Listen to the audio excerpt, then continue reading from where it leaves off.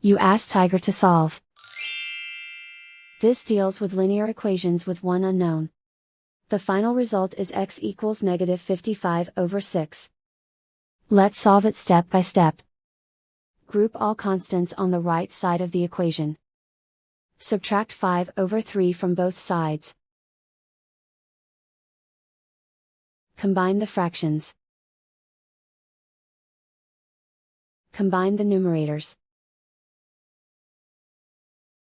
Reduce the zero numerator.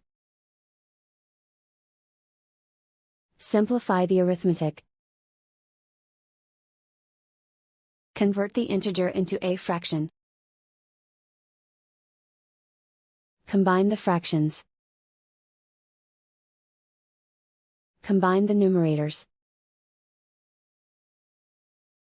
Isolate the x. Multiply both sides by inverse fraction 5/2.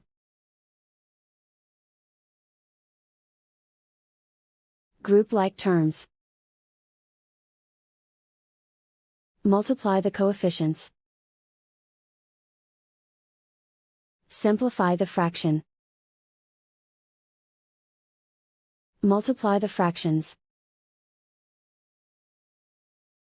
Simplify the arithmetic.